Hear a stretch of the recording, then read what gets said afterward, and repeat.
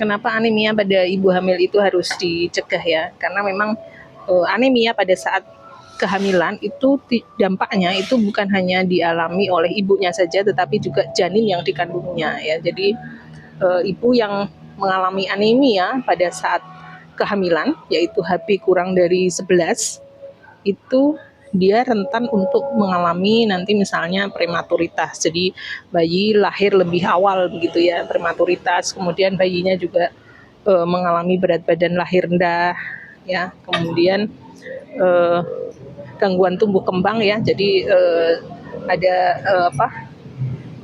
pertumbuhan berat badan janin itu tidak sesuai dengan usianya ya.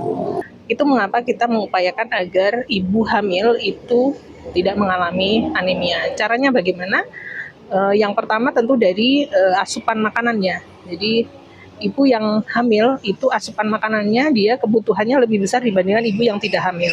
Nah itu yang harus dipenuhi. Selain itu juga sumber makanannya ya, variasi makanannya itu harus diperhatikan juga. Jadi misalnya konsumsi eh, hewani ya, sayur, buah. Kemudian jika diperlukan itu ada suplemen yang dikonsumsi. Jadi pada ibu hamil itu yang tidak anemia itu disarankan untuk mengkonsumsi 1 tablet besi setiap harinya selama minimal 90 hari. Sedangkan pada ibu yang anemia itu karena untuk ngejar supaya HB-nya naik itu konsumsinya adalah 2 tablet sehari ya selama 90 hari.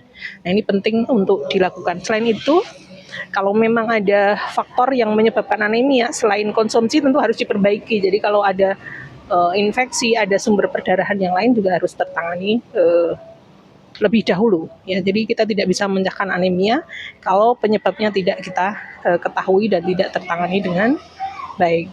Baik. Ya, yang perlu diperhatikan juga itu adalah kunjungan ANC atau bagaimana ibu memeriksakan kehamilan ke tenaga kesehatan ya. Jadi sedini mungkin dilakukan itu semakin baik untuk bisa mendeteksi apakah ibu tersebut mengalami anemia atau tidak.